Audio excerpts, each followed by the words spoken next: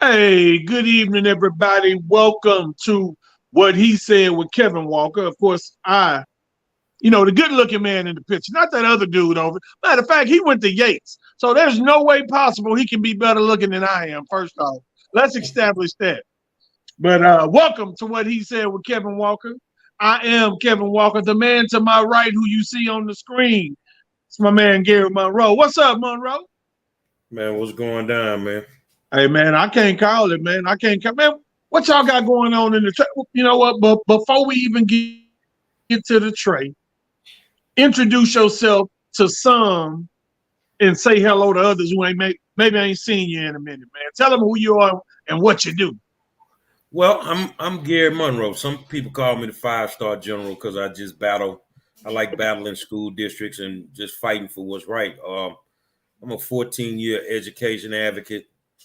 I run my own firm, Monroe Consultation LLC. Some say I'm the best education advocate in Texas. Some say I'm the best in the country. So when there's an issue pertaining to a school, whether it's a parent, an employee, a kid, if they call me, then I get it solved for them.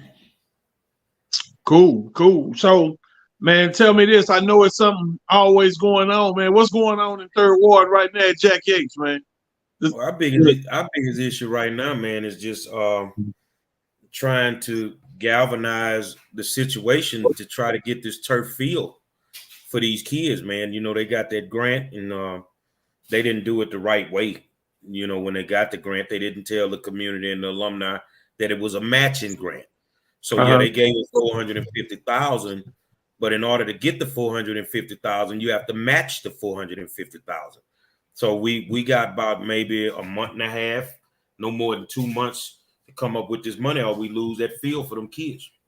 Really? Yep. So, man, I saw you going really hard the last month and a half, man, for Principal Guillory over there to try and help get her back in the building. Man, like, what was the big issue with them even removing her first and foremost? Let's start there. Well, it was just bigger than just removing or saying the school was failing. You know, the school actually failed.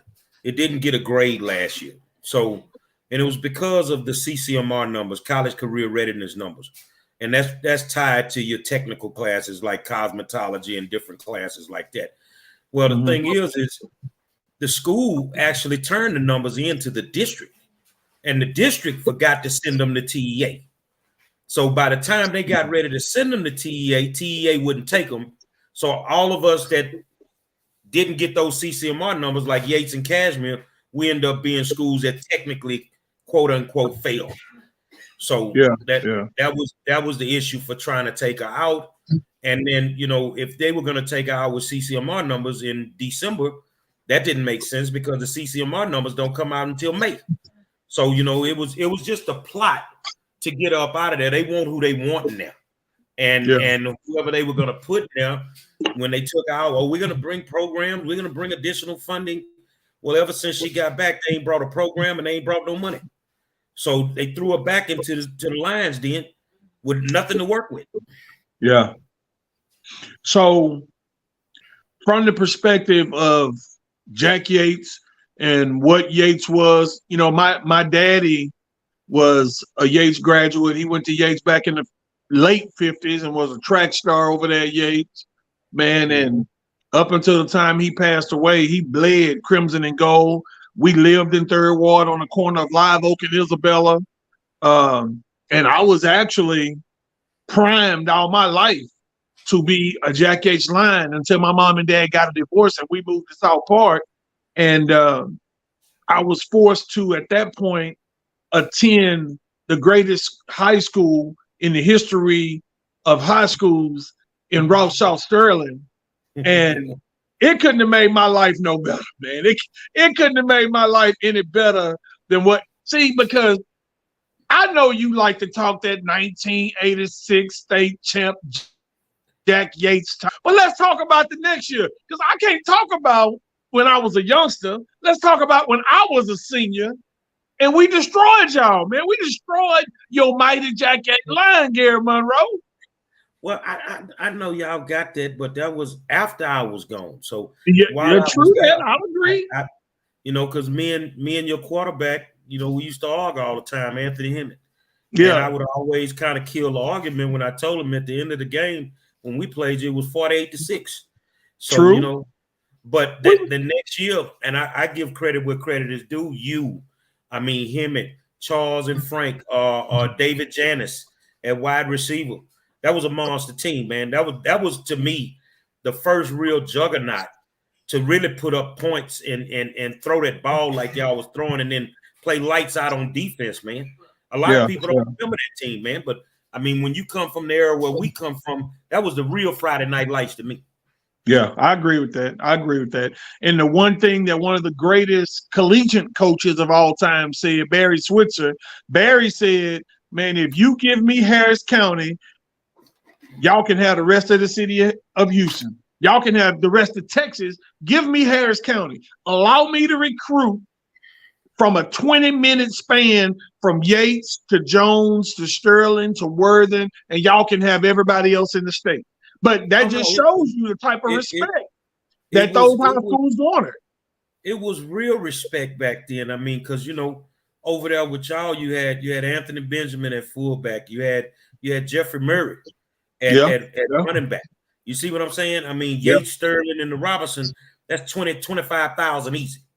You know, fans watching these games. And Bear wasn't lying. I mean, Jimmy Johnson them wasn't lying. They were college coaches. And I mean, they hung their hats on Harris County, man. They hung their hats. That's why I tell people, you know, when they talk about Madison, I'm like, I love Vince. Vince was a monster, I say, but if you ain't never saw Ronald Giles play, you missed a real treat.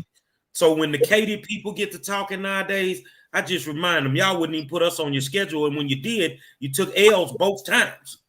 So, you know, wasn't nothing shaking in Harris County unless it was coming through that loop. Yeah. So Gerry Monroe, the grown-ass man, you've become the advocate now, man. You pushing the school districts for what's right to try and get these kids what they need on a day-in, day-out basis to be successful long-term in life. For me, the bigger issue that I've had outside of the classrooms is our sports programs. Because for years, you know, like I know, for a lot of us, man, that was our only way out of the hood. If it wasn't for football, basketball, track, pushing us to get our athletics paid for to college, a lot of us wouldn't have had that road, Monroe. I mean, you know that. So now the depletion of the athletic programs in the Houston Independent School District is embarrassing. It's an embarrassment now, man. Like, I mean, you almost can't even argue with people. No, you can't argue. And today was a special day for athletics and HISD because the superintendent of HISD got the opportunity today to speak in front of the Texas High School Coaches Association. So I wonder, how did that go when you have not put a dollar, and not just him. Let's be fair. There were other superintendents before him that did not invest in athletics at all. You see what I'm saying? And I mean, we talking Yates and Sterling tonight. We could talk it all. I mean, you know, Tanya Davis and Carlette Guidry in track. They didn't get them people. They didn't get them girls nothing. They didn't give Tom Hendricks and y'all nothing. They gave Booker and us nothing. So, you know, they made tons of money off us. And, you know, nowadays it's sad to see where athletics is at HISD. Think about it, man. These kids are playing in the same stadiums that me and you played in. Yeah. While everybody else has state-of-the-art football stadiums, we're the biggest district in the state of Texas, the richest school district in the state of Texas, and you got these kids playing in stadiums that look like bedrock and then wonder why everybody running out to the suburbs. Yeah. You know, people tried to give me a hard time when my son was coming through. It was like, man, why you take your son way out there? First off, I lived out there. So it wasn't why I take him way out there. We lived out there. But what I did one night, I went live from a Thursday night game with my kid in front of a jam-packed full stadium. I'm like, why would I want my son to go to Sterling now when there's only going to be about 50 people in the stands, when we can come out here and play in this state-of-the-art facility, and we got 200 kids in the band. We got all the extras with the flags. I mean, full squads of everything. I wanted my son to have the full high school experience, Monroe. Now, if I'm Exactly. wrong, then hey, call me wrong. But I wanted my son to feel what I felt when I played high school football. And that's what he did.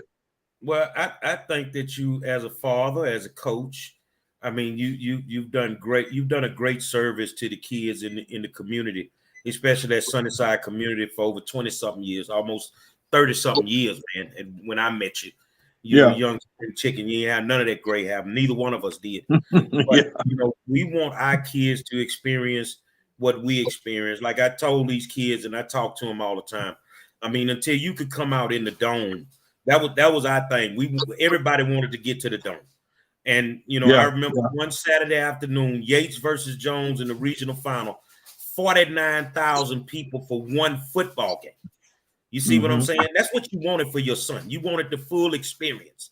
And we don't get that anymore in the Houston Independent School District.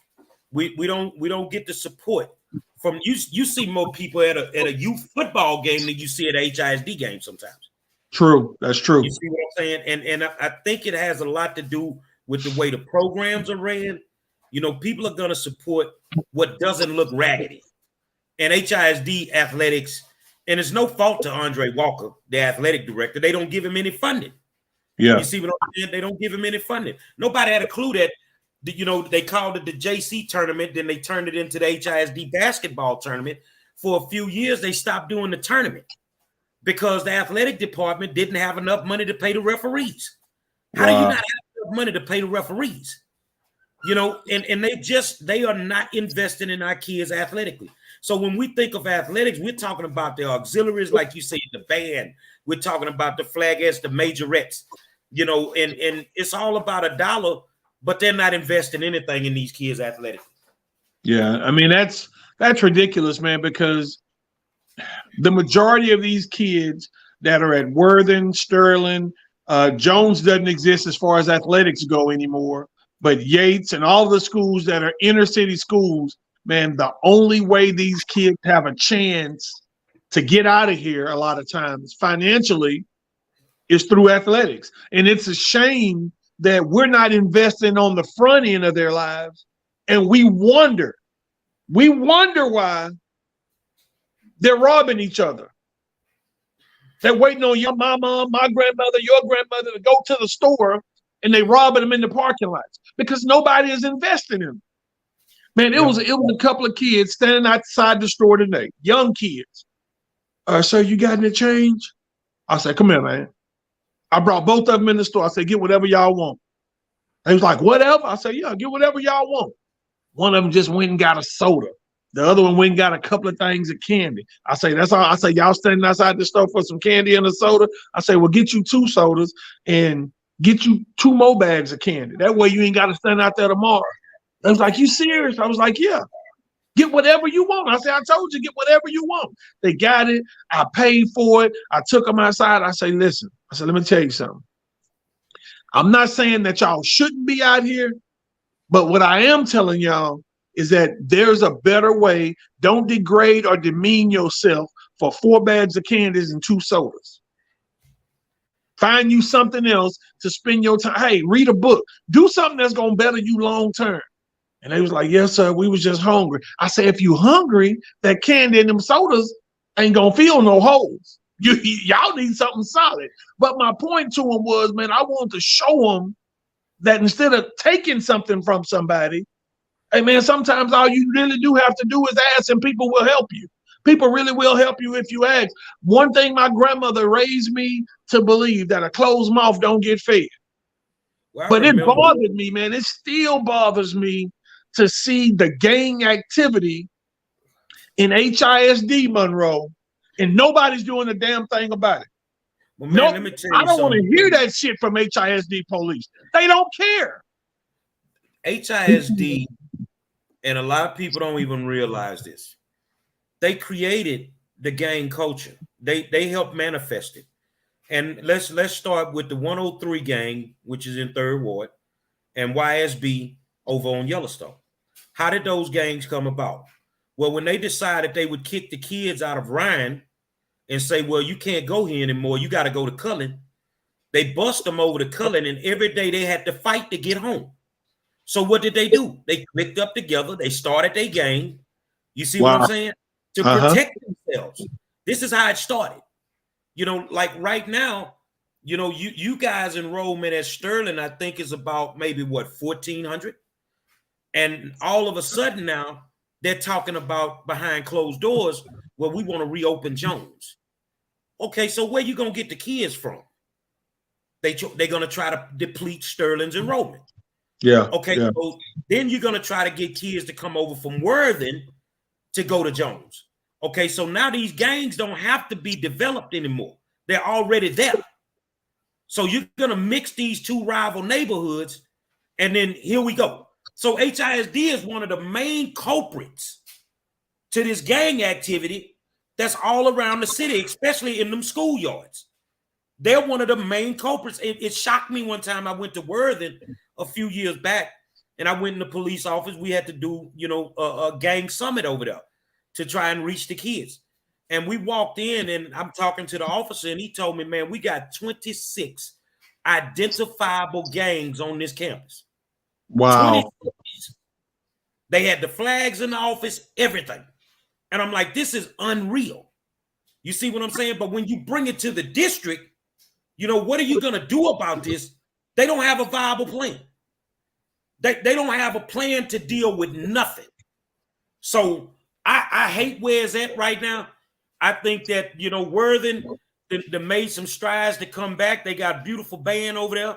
They made a lot of noise in football. It was great to see Sterling, you know, make the playoffs in football. And for a long time, that had not happened. Worthing, Booker T, Yates, and Sterling all made the playoffs last year in football. You see what I'm saying? These programs can come back if these people invest in these kids. I mean, that's I totally agree. When we win youth football, and I'm like, man, I'm finna go start my own team. I ain't have one helmet, nothing. I called you, and you like, man, I got some shoulder pads over here. And you told me, come on by, picked up them shoulder pads. Coach Quinard Hicks was one of the first ones to invest money into my program. You know, and y'all could see, okay, well, this boy is standing out here every weekend on that corner, begging for money. But the first day we walked out there, you saw where that money went. I put it into those kids. So from just doing that, that started something in me to where I knew I had to invest in the kids in the community to try and help them, because a lot of these kids just feel hopeless, man. Yeah. So Monroe, here's my question, and you would know more about this than I do. I know the gang summit and all that type of stuff is necessary. What happened? Because I remember as a kid, man, we look forward to Boys Day and Girls Day when they used to bring in a Houston Oilers player to talk to us, or they would bring the kids down from Sterling down to Thomas to say, hey, if you want to get in speech and drama, here's what we do, here's what we have. They bring football players in to talk to us while we were in middle school. Then that one day, if no other day during that year, that one day, bro, we dress up. You'd have to come to school dressed up in your finest for that one day, for that Boys Day. They feed us something special in the cafeteria. See, that's, to me, they pour into us from a community perspective. Exactly. We don't do we even still have Girls Day and Boys Day where we're trying to pour back into our youth, get them excited about high school, get them excited about, hey, you can join the Glee Club, you can be a lady of sophistication, you can be a part of something special if you come to Sterling High School. You can be a part of this group. You can be in the band. You can play football. But they showed you that up front. They dangled it out front like a carrot for you to reach for something. What are we dangling now for our kids to reach for?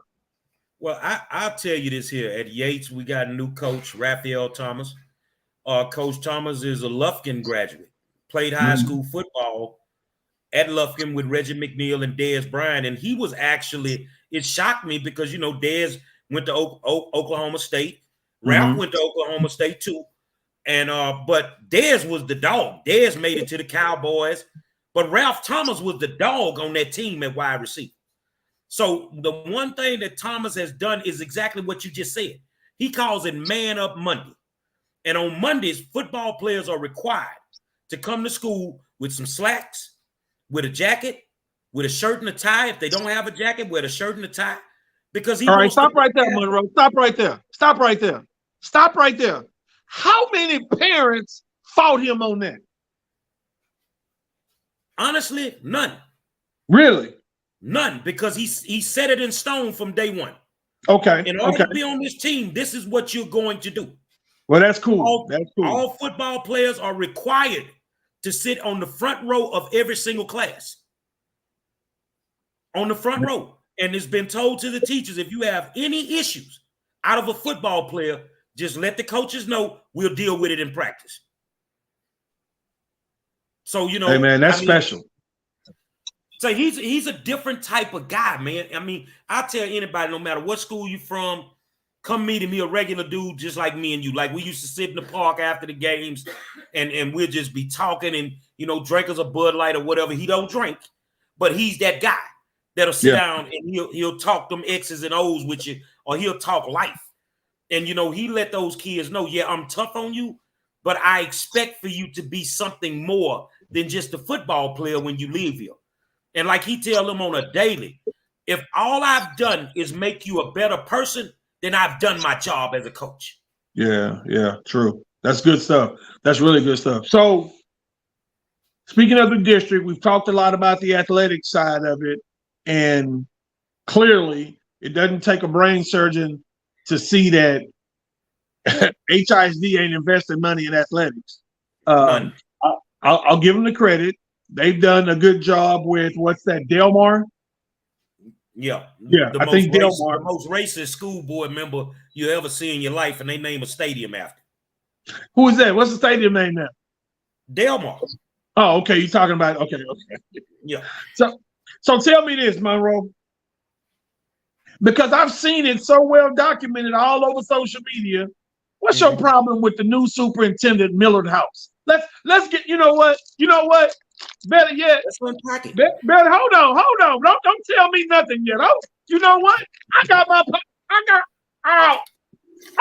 popcorn ready.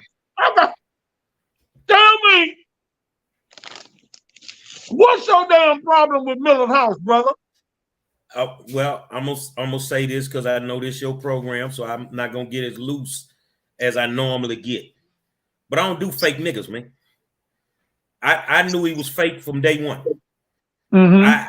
I knew that when he came in, that one, he didn't have those two letters in front of his name that most superintendents have, which is that D and that R. Mm-hmm. He's not Dr. Millard House. So he only has a master's degree.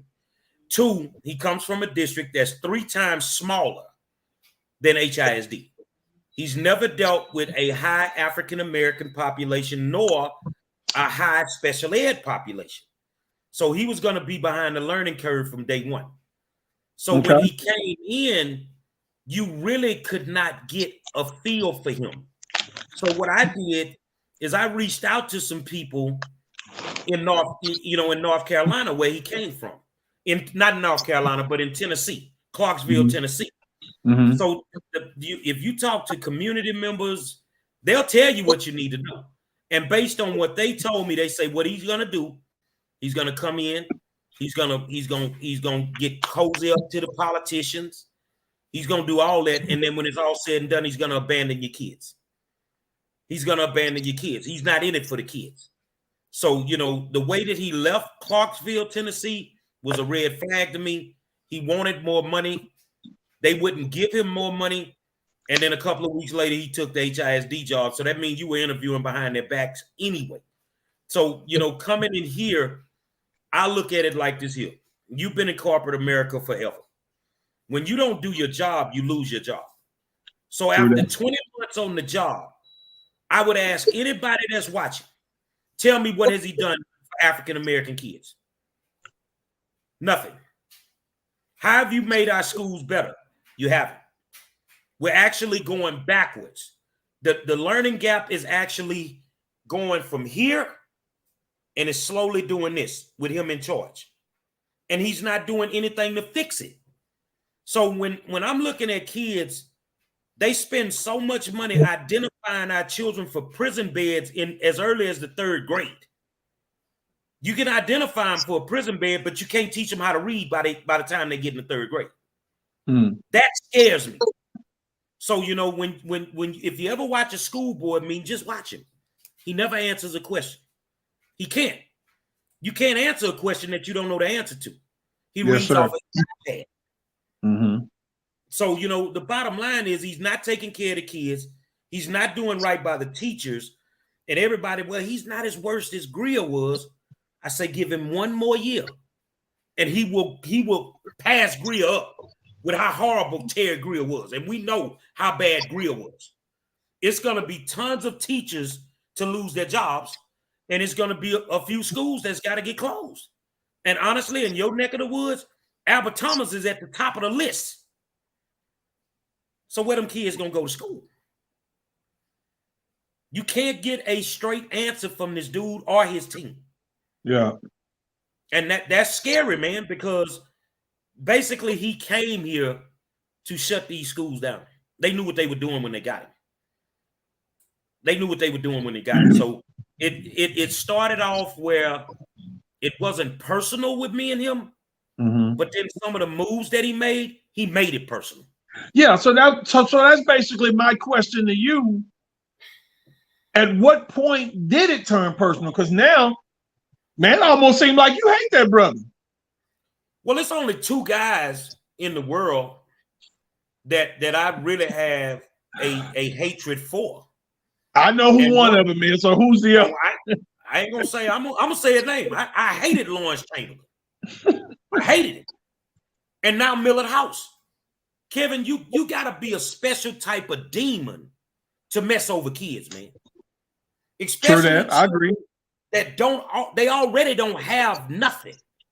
Okay, so everybody's listening to Gerry Monroe right now. Give us one thing, one nugget of how Millard House has come in here and screwed over our kids. Give us one nugget that maybe nobody's even aware of, that's going on right under our noses. $1.6 billion in CARES Act funding. Let's call it COVID money. They gave the school district $1.6 billion to help with the loss of learning. That means you can hire extra teachers. You can do enrichment programs after school. You can do tutoring. And then when you look on the district website, and I can pull up the dashboard, and it'll say Yates got $161,000 last year for tutoring. But when I talk to my principal, she'll tell me that's a damn lie. We didn't get $1. So what $161,000 at? Forest Brook Middle School. Hold on. So stop right there. So if this is happening, if this kind of money is being misappropriated, why aren't the feds involved? Oh, they coming. I mean, they got a cold game with them, bro. Let me put it to you like this. Say Kevin worked for HISD. And then Kevin say, well, you know what? I'm going to leave. I'm tired. I've done my time. I'm going to leave. Well, somebody going to get in Kevin's ear and they're going to tell him, you know what? Go on and resign. Open you up a nonprofit. We're going to bring you back in as a vendor. They bring Kevin back in as a vendor. Kevin gets a multi-million-dollar contract to do certain things at the schools, but he never does it. That's the Brian Busby type of thing that happened, where the vendor was getting his money for work that they were not doing. And that's going on right now. So I am 100% sure that the feds will be knocking on the door again. So the Brian Busby dude, is that the guy I saw getting arrested when the FBI raided the HISD buildings? Yep.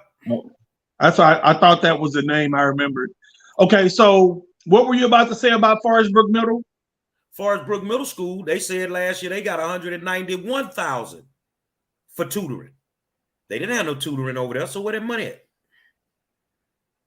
They're keeping that money, and it's easy to get the money out the building. A lot of people are like, no, it's not. It's not easy to get it out. Yes, it is. If you got the right vendor, you pay them, they don't do the work, and then they just come through and slide you a white envelope. Hmm. Yeah, I know what's going on. And that's to some of these people, they got fair. He got fair warning about me. When he first got there, there's 3 teams that they run. House has a team, the deputy superintendent, Rick Cruz, has his team, and then there's the legal team. The legal team is the smartest team in the building because they told House and Cruz's team, do not sleep on Gerry Monroe. He ain't never wrong. And I've always said this for 14 years. If you can prove me to be a lie, I'll walk away from the game. And they've yet to prove me to be a lie. So let's talk about Gerry Monroe versus Millard House. And did you go to this man's church, Gerry Monroe? I went to his church in the Choir Road with a bullhorn. Oh my God. Well, it wasn't just me. It was my friend Marcus Brooks. Because when they took Guillory out, the way that he did it, Millard House never comes to Yates. Well, the day that they decide, they say, well, we're going to give her a letter and we're going to tell her we're going to fire her. House was sitting in our gym watching a basketball game. And that made it seem to me like it was personal. Like I'm firing her and I'm sitting in your school and you ain't going to do nothing about it. So at that point, me and Marcus said, we're going to apply pressure. That's what we call it, applying pressure. So we made up our minds. We going to his church. We going to his house. I went to his house and protested him at 3 a.m. 3 a.m. And then the last thing was, we're going to make his kid uncomfortable just like our kids are. So we took him to his kid's school. Now, see, that's where I would have lost my job as superintendent. When you went to my child's school, I'd have met Gerry Monroe ass out front. And I'd have let you hit me, and then they'd have to get rid of you anyway. Hey, one thing I know about a Negro from Third Ward, you ain't gonna just let nobody hit you and walk away. You ain't gonna let me get away with that. It's a method to my madness. Like when we went to the church, we did send word to Pastor Cosby. It was at Wheeler Avenue Baptist Church. You're supposed to be the bridge in the community. All we're asking for is for you to talk to your parishioner, tell him to come down to Yates, talk to the parents and the kids. He don't have to talk to us, but you need to talk to them because you set this school on fire with the decision that you made. You made us very unstable. Well, they didn't want to do that. He never did it. Okay, so we're gonna come to your church, and God told me to go to the church. So when we decided to go to his house, it wasn't designed to piss him off. It was designed to piss his HOA off, to piss his neighbors off. Because you live in this gated community, and these 2 Negroes out here with these bullhorns, and they going crazy. And then we got HPD protecting us. So then when we went to the school, watch this. It wasn't about the kid. It was about his wife. Because I know when we went to the school, whenever he got home that night, his wife told him, I could imagine the conversation. I don't know what's going on with you and these Negroes, but they not finna terrorize my child. You got to fix this. Yeah. You gonna have to fix this. And that's why I say, for me, that would have been where I drew the line. Like, hey man, look, let's go sit down at dinner as 2 men and let's talk about what the issues are or what your issue is. Because one thing I'm not going to allow you to do is get away with hairy ass and my baby girl at school. Well, when I saw that, I was like, man, Monroe crazy as hell. I've had the opportunity to sit down with multiple superintendents during my time. And I think it was about a week and a half ago, I got a little mad out at, Klein Forest had some stuff going on. And I put the word out on the superintendent in Fort Bend. I put the word out on the one in Klein, the one in Aldine, and all of these people reached out to me. Whether it's to sit down or whether it's to have a conversation, everything I do is designed to make it do exactly what you said. We need to have a conversation because you can't do or respond to me the way that a normal man will respond because it will mess up your livelihood. So I'm going to keep jugging until you respond. I'm going to keep coming. So, I mean, it was that. And if he wouldn't have responded to that, then I was going to tell who the side pieces was anyway. Oh my God. So you know who the side pieces are? I know both of them. He brought them here from Tennessee, or they were already here? No, they both come from out of town. Hey, look, I ain't gonna lie. I'm gonna just tell you straight up. I want to be Principal Guillory's side piece. So I know that's your girl, and you got inside intel over there. So if she need a side piece, hey, tell Principal Guillory, your homeboy Kevin Walker, say, man, that's a pretty lady, bro. I'm just saying, put me in, coach. I'm ready to play. Put me in, coach. No, man, I laugh at the fact that as a man, I just don't know if I could have ignored the advances from you guys. Well, see, because at the end of the day, Monroe, let me say this. At the end of the day, I think regardless of how much money we make or what we do for a living, we revert back to who we are and what we know. So for me, I was put in a situation, bro, just a couple of weeks ago when it came to my son. I got a phone call about something negative going on with my kid, and I'm not going to go into detail with it on the show, but I said two things when I left my house, Monroe, like on some real shit.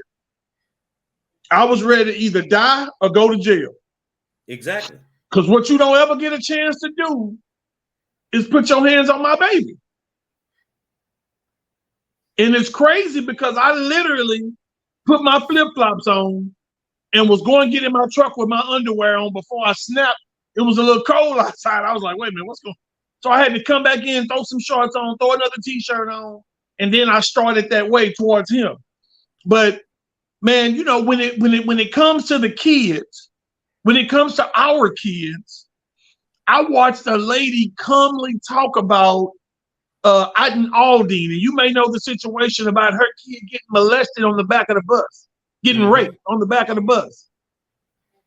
Like, are you freaking serious? I've always said this to parents and anybody that would listen. If something happens to your child, they're never going to tell you the truth. They're never going to tell you. And that was one of the conversations that I had with the superintendent of Aldine, LaTanya Goffney, last week. And I told her, I said, you got to do right by that 6-year-old. I say, I don't know what that looks like in your eyes, whether it's monetary, somebody go to jail. And I will say tonight that they filed charges on the 11-year-old. I just saw it tonight. They did file charges. The DA filed aggravated sexual assault charges on the 11-year-old that did that to that baby. So, the thing is when you at war, and I consider it to being at war when I'm going and do these things, when you show me your soft spot, when you show me what really gets up under your skin, I got you. Yeah. We were in a board meeting, and I stood at the podium, and I looked at him, and I say, well, I heard you brought your kid over to Yates to view the school because his daughter doesn't want to go to Carnegie. She wants to go to Yates. Actually, they're zoned to Yates, 5 minutes from Yates. Well, he didn't bring her to Yates because Yates had nothing to offer his kid. I say, but you didn't bring her because maybe our school didn't have nothing to offer your child. This man raised up on the Diaz. Say, man, we could take this outside. I say, well, ain't nothing between us, but I had an opportunity. You showed me your sweet spot then. You showed me what really gets up under your skin. So I knew that if I went to that school and we just protested, we were going to get some movement. And the day after we went to the school, they put Guillory back on the campus. Yeah. So let's revisit the situation with the 11-year-old getting assault charges filed. Okay. How does that benefit, as a father, if I'm the father of the 6-year-old, how does filing sexual assault charges on an 11-year-old benefit my family, benefit my baby? I believe that 11-year-old kid needs to have some type of court-enforced psychological evaluations and treatments to try and help that kid be better. Because if you're 11 If you're 11, Monroe, and you're sexually assaulting somebody of any age, you got much bigger fish to fry in your life. So how do we really help an 11-year-old who's committing sexual assault? Going to jail is not going to help that baby. Putting that baby in the system ain't going to help that baby. So what are we really doing? What we have to look at is the educational component. You know, everybody, and I agree, it starts at home. When you got kids that got issues, it starts at home. But we also have to look at the fact that we're putting these kids in these unstructured, unsupervised environments where there is really no, what's the word I'm looking for? There's no consequences for their actions. Mm-hmm. You see what I'm saying? And they're there 8 hours a day, 5 days a week. So when I think about it, the ball was dropped because, one, they monitor those cameras on those buses on a daily. They knew what happened to that child. They had been knowing what happened to that child, but as long as nobody said anything, or if the mom couldn't figure it out, then they would never do anything about it. Yeah. You see what I'm saying? So I agree with you. I don't know how that looks. You know, 11 years old, I mean, you don't even know what you're doing. Yeah. You know, when you're 11 years old. I mean, there's a psychological disconnect there. And we need to look at that and figure out what was going on, because you got to remember, it wasn't just 2 kids on that bus. Mm-hmm. So there were kids that was watching this. There are kids that have been traumatized by this. And the school district is going to pay dearly for dropping the ball. You know, so let me ask you this real quick. So the 11-year-old, was the 11-year-old a female or a male? A male. So this 11-year-old male boy raped another 6-year-old little boy. Yep. Wow. Yeah. Wow. And when we think about rapes, they don't even turn all this stuff in a lot of school districts, man. Kids have been raped at Cullen. Kids have been raped at Forest Brook Middle School, in the woods behind the school, man. Kids have been raped at North Forest. Kids have been raped at Yates. They don't turn this stuff in, dog. They recode the offenses so it doesn't look bad when they get to TEA. So since we're talking about, or we mentioned the word rape, what about the allegations that float from year to year about teachers that are still in 2023 having inappropriate relationships with students in 2023? We got grown male teachers and female teachers assaulting not only high school kids, but elementary school kids. Yeah. Like, how freaking sick of an individual. First off, let me tell you the biggest problem for me. The biggest problem for me is if you as a grown man can even look at a child and get an erection, you got way more major issues than when you actually reach out to start trying to touch. Your issues started before that point. Because if you can get an erection from looking at a freaking child, I got some women that ain't appealing to me. So I know a child ain't going to be appealing.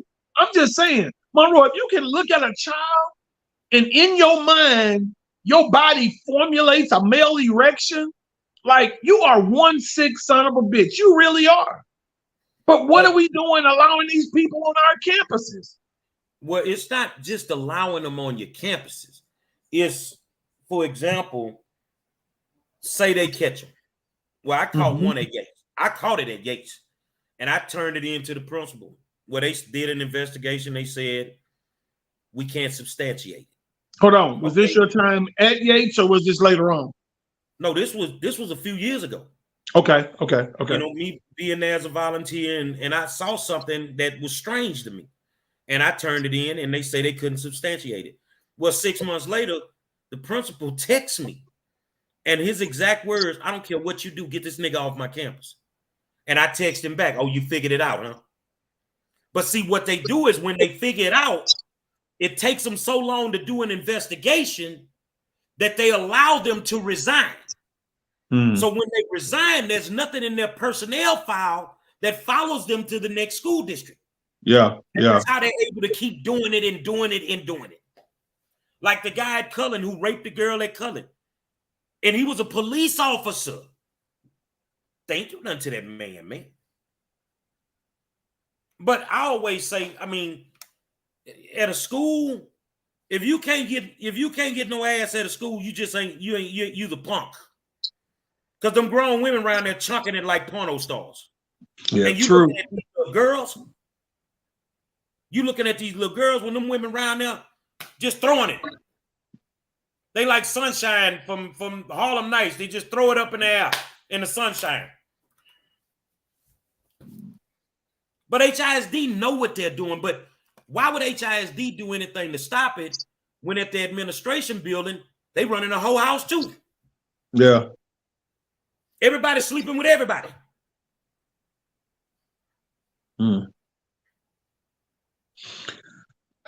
You know, I know it's and I get it. And we were just talking the other day, and I was telling people, like, you know, it's crazy how they crucify R. Kelly for messing with these young high school girls. And I remember my time in high school when the bell rung and we came outside, man, it was cars lined up in front of Sterling with old niggas picking up high school girls. Smitty got them all. That's what, and I'm like, hold on, wait a minute. Is this just a epidemic in the African American community where old cats come back and fuck all the young girls? Like, what the hell? Yeah, I mean, they just figured out nowadays that they can get some money up out of it. Because if they get to snitching, you know, a lot of these cats will pay their way out this stuff, man. But that's been going on since you were in school, since I was in school. You know, they wouldn't talk to me and you. Because my boyfriend go to TSU. Girl, you in the ninth grade. Yeah. You in the ninth grade. And your boyfriend go to TSU. Yes. Well, your mama know you a hoe because she was a hoe.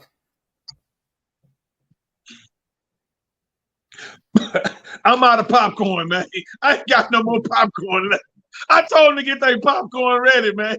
I ain't got no more popcorn, man. But dog, I'm just being real, and that's the worst word I think I've used tonight was hoe. But hoes go back 3 generations. Yeah, that's the way my mind clicked. So if she in school now, she a hoe. Her mama was a hoe, and her grandma was a hoe. So she learned them hoish tendencies from somebody. Yeah. But that's been going on. Everybody want to talk down on R. Kelly, but shit, you dated R. Kelly when you was in the 9th grade. Yeah, true that. Yeah, because I know girls right now that's got grown babies that they had from teachers that was teaching at Sterling. I know got grown kids from people when they were teaching, you know, us in high school, man. And it's crazy because I remember this one particular dude, he had retired from the Pittsburgh Steelers, or he had got a real bad injury and couldn't play anymore. And he came to Sterling and started substituting, you know, and he was a big dude, buffed up. So the women liked how he looked. And I remember he was knocking off all of the young girls. I don't want to call his name or theirs, but I know 2 of them for a fact who told me they slept with him. Yeah, I mean, it's been going on and it's going to keep going on. It's a cycle.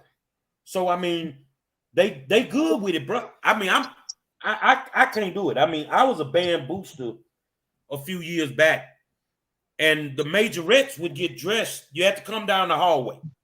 So when you made the right to come down the hallway, in the choir room, that's where the majorettes were. So on game day, I'm down there. I got to pass out the uniforms for the band, and I come down the hallway. Little girls walking down the hallway half naked. I go tell the band director, say, dog, I ain't doing this no more. He like, what happened? Man, I'm not finna be on this hallway with these little girls half naked, bro. You ain't finna get me caught up in this shit. No, not Gerry Monroe.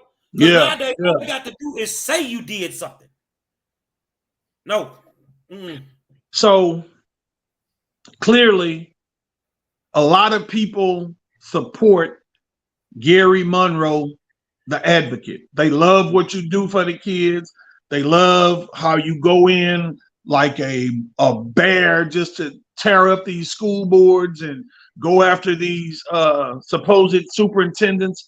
Um, but what about the people that say, Gary, we love what you're doing, but we don't like how you do it. We don't like the language you use when you're going after Superintendent House. We don't like the language you use when you're at the HISD school board meeting.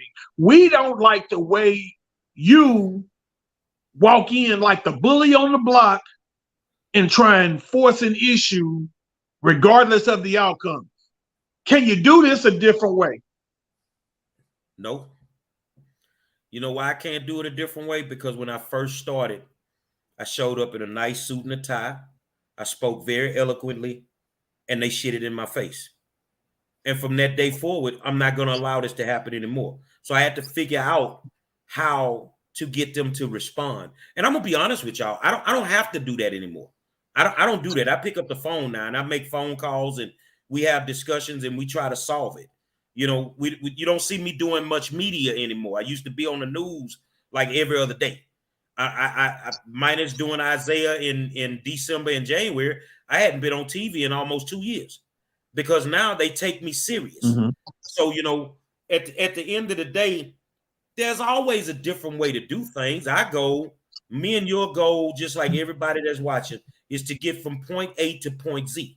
Now, however you choose to do it, that's your business. Now, me and you are both coaches.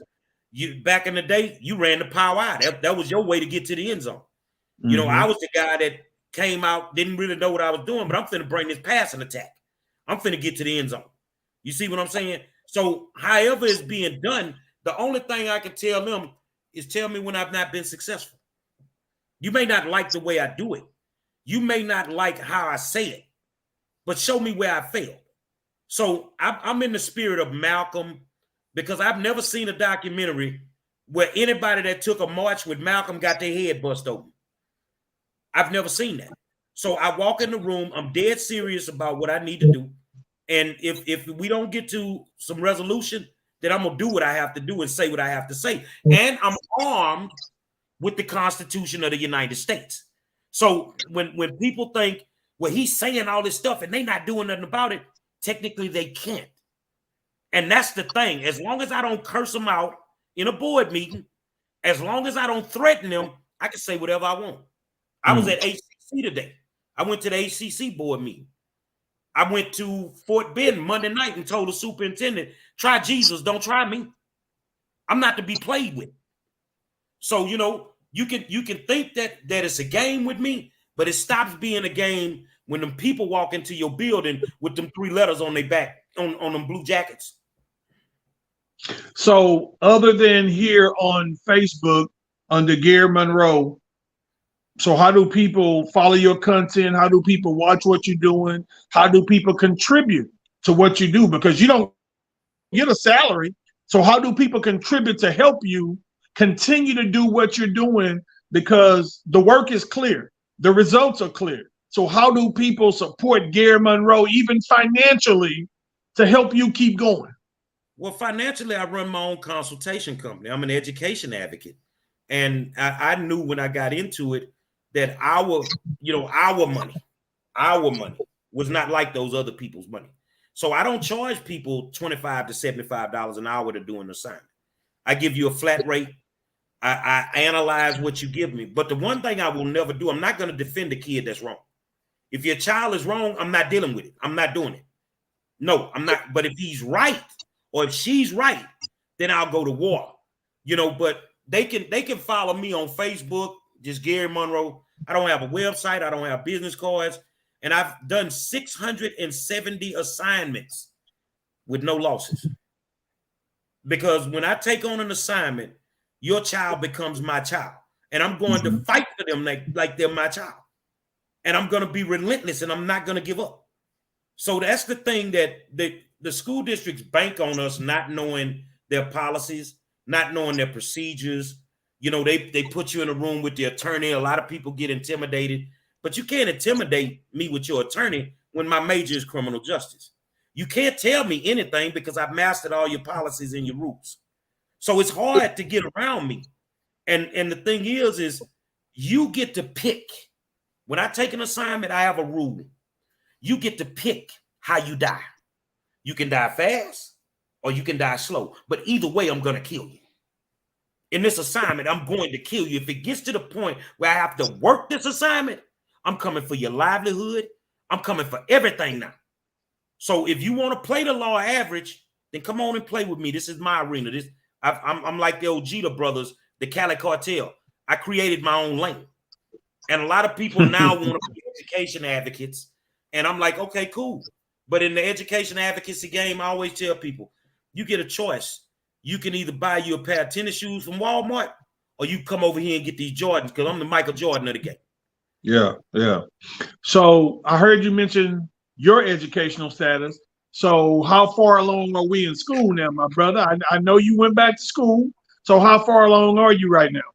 Oh, man, that's a story in itself. I'm in my last, if I just load up these other 2 classes in April, I'll be through. Well, in March, I'll be through in May with a bachelor's in criminal justice. Okay.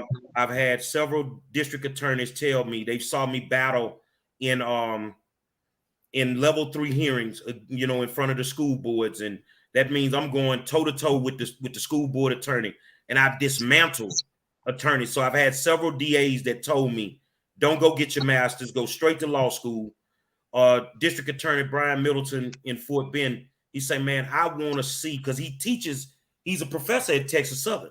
So, that's where I'm going to go to law school. And he say, "I really want to see you in that classroom battling because they not ready for you." So, my thing is I'm almost there. Some kids challenged me and like, "Man, we're not going to let you mentor us. You didn't get your degree. You trying to force us to get ours." And I'm like, "Okay, well, what you want me to do?" "Well, why don't you go back to school?" So I took the challenge. I never made the road in high school. But if I do what I'm supposed to do, the worst I'll do is graduate with my bachelor's cum laude, but I'm shooting for summa cum laude. That's cool, brother. I'm proud of you, man. I really am. I don't say that with no type of nothing other than honesty and gratitude, man. I'm absolutely proud of you, and I wish you the best with it. So, and we got about 3 minutes left here. So I'm gonna give you 2 minutes, and I got one last question for you. But I'm gonna give you 2 minutes with this question. Okay. What do we have to do, Gerry Monroe? What do we have to do in the African American community to get these goddamn gangs out of our schools, brother? What do we have to do? We have to take ownership of our schools. Like I tell people every day, whether they like me or not, as a Yates alumni, because some alumni don't like me, I got some skin in the game at this school. I gave blood, sweat, and tears to this school. So what I'm not going to do is sit quiet while somebody comes through here and screws up the legacy of this high school. So, you could preach that sermon all day, but now you got to have those conversations with those gang members. You got to be bold enough to go into the Lions Den, into the CUNY homes, and sit down and talk to these cats on the porch. I may have to drink a beer with them, but let's have this conversation, man. Because ain't no 401k plan in the streets. Ain't no retirement plan in no game. You either going to jail or you gonna die. That's all it boils down to. So when you start having those real conversations, and they're like, "Well, what am I supposed to do?" Buy into education. Because for you to be whatever you need to be in life, you're gonna have to have some type of education.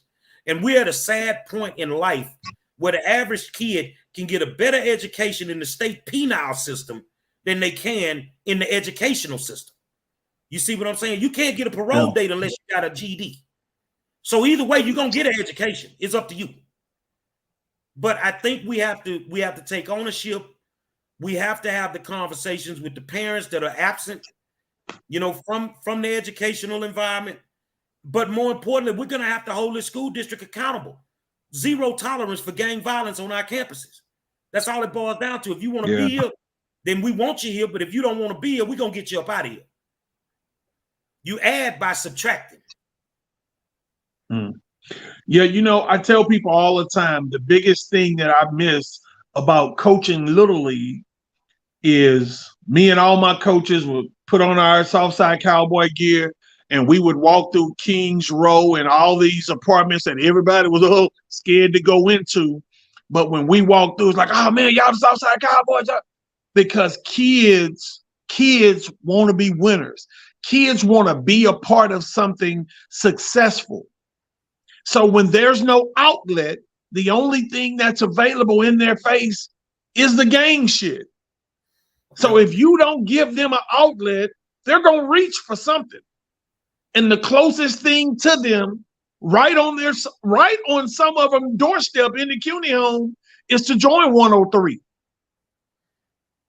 They get love. They love their homeboys. Yeah. But parents, if you see your child taking that walk down the wrong side of the street, then why don't you give him more love than that gang gonna give him? Mm-hmm. You see what I'm saying? But a lot of parents don't want to be responsible parents. And excuse me, I call them punk ass parents. You know, if you live in my house, we ain't going through this gang foolishness, partner. I can guarantee you that right now. And you ain't going nowhere. You're gonna be here, and that's what it is. We got to stop being friends and start being parents. And once we start doing that, and we can get our kids on the right track, get them involved. We don't have the YMCAs, you know, like we used to have back in the day that gave us something to do after school if we wasn't playing ball. You see what I'm saying? But you still have those youth programs in the park. You still have those AAU basketball teams. Get your child involved in something that's positive. Karate, soccer, whatever, man. When I put on my Letterman's jacket because I had it redone and the kids see the 4 patches on the front. You play golf, Mr. Monroe? Hell yeah, I played golf. I was a 3-year Letterman. You were on the swim team? What, you thought fat people couldn't swim? Yeah, I was on the varsity swim team when I was a freshman. So I just wasn't hanging out around here. I was trying to, what I was doing is what you were doing, is what Hemmett was doing, what Frank A.B. was doing. You see what I'm saying? We were trying to get out the neighborhood. Yeah. And athletics was our only way to get out. We didn't have time to be involved in all that street foolishness. Mm-hmm. So we up against it for our hour, but I just want to ask you this one question on your way out the door, brother. Mm-hmm. Last question. Sterling Raiders 1987 versus Jack Yates football 1986. What's that score? Hey, and if you think Jack Yates win, I ain't gonna be mad. I just want you to tell me what that score gonna be. I would be honest with you, dog, and that was one of the best teams that I saw from Sterling that year. But we were just so loaded that, and it takes nothing away from you guys. You guys were great. I'm telling you, I'm not just saying that. But we were too strong, and a lot of people like, well, you got David Janis, no matter wide receiver. Our Bowden would have locked them down. And them 2 safeties back there running 4-3, 4-2s. We wasn't worrying about nobody throwing the football. And I ain't worried about you running because Melvin got something for you come up in there. But I think that it probably would have been the 87 Sterling Raiders, 85 Yates. And I'm going to be honest, I think 30-6 Yates. God, we would have scored 6. I think 30-6. We would have scored 6. We just didn't give up a lot of points. We just did not give, and I mean, they were dead serious about not giving up points. But when you think about it, I don't know if Sterling can say what I'm about to say, but every day in the backyard, the number 1 offense in the state of Texas had to go against the number 1 defense in the state of Texas. And those were just flat out dog fights. It wasn't the only person not going to get hit is Charles Price. That's it. Bailey, King, everybody else was fair game. It was fair game. So if you could survive them dog fights in the backyard, then, you know, we didn't really worry about Friday nights. So, you know, I love what I see some days in high school football, but I just know that we got to figure out something to get the inner city back on track. And it can be done. South Oak Cliff did it. You see what I'm saying? You're right. Get it on track.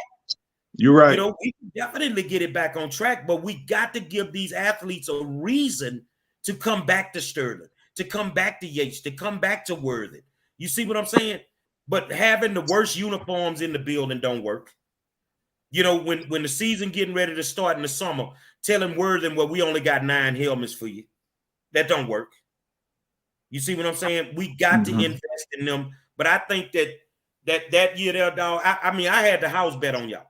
I just thought y'all were going to just go through there and do what the hell y'all were going to do. And some days it just don't work out like that. But Yeah, we were just super stacked, dog. I mean, you think about it, Johnny Fisher is the third or the fourth back on our team. Yeah. We locked him down. He had under 30 yards rushing on us in 4 quarters. So Yeah.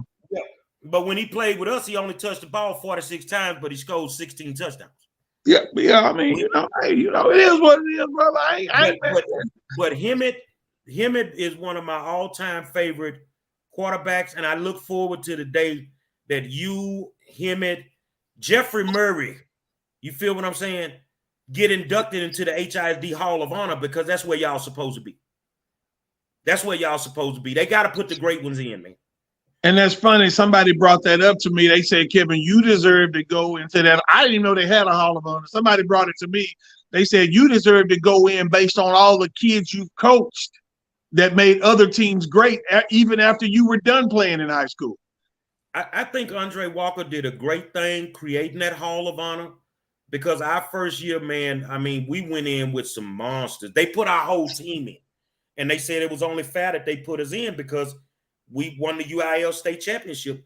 And but I mean, to be in the same room with Dow Green, you see what I'm saying? Yeah. Hey, dog, I'm gonna be honest. I be in awe when I'm in those rooms with those guys, because you've only heard about them. You see what I'm saying? We ain't even talking about the Rodney Hamptons. We ain't even talking about the Mike Singletaries. The Lester Hayeses. These are guys that have to go into that Hall of Honor. And I think Andre did a great thing. That whole committee does a great thing, and they spread it out so good. It ain't just football. It's basketball. It's girls softball. I mean, they putting some good people in there that deserve to be there. But HISD has so many great athletes that have come through the doors of all of these schools, from those baseball teams at Bel Air with Knobloch and all those boys, to that girls track team. And I've never seen this done. Carlette Guidry and Tanya Davis win the whole goddamn girls state championship by themselves. By themselves. Yeah. Didn't matter who else was on the team. They scored enough points to win the state championship. Enough points to win it. Yeah. No, you're right. By themselves multiple times. Yeah. You see what I'm saying? We went in with Dow Green. We went in with Vince Young. You see what I'm saying? But I still think that they need to, even though you put the teams in, it's no way you're going to get around for me to be satisfied until Bo Humphreys from Jones, until Tom Hendricks from Sterling. You see what I'm saying? To the great coaches at Booker T, Luther Booker. You got to put these men in by themselves, man. Yeah, no, you're right. I absolutely agree with that. I absolutely agree. They earned that right, man.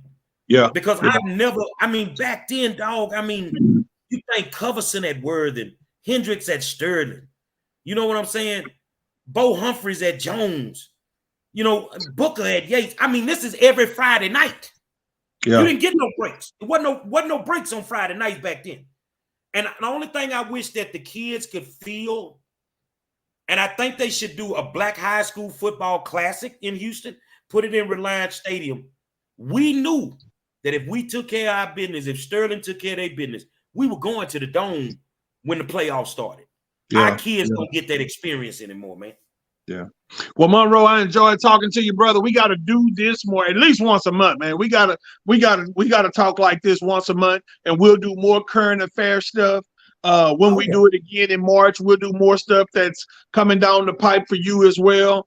Being an advocate, being in education. I thank you for your time, brother. I dearly thank you for coming on. You've been a dear friend. We've always rubbed ideas off of each other. When I told you I was going to start doing this, you was like, Kevin, do this, do this. We've always been there for each other, man. And, iron sharpens iron. And just from brother to brother, I want to tell you I love you and I appreciate you, man. Man, I love you too, man. Just keep being great at what you're doing. And I still think you got a lot of football left in you. And I don't. Well, I tell you this here. Yeah. I got an opportunity this year to be a student teacher. And was able to be around the team. And all I know is offensive line. And 5 freshman linemen. And I put 2 in the all district.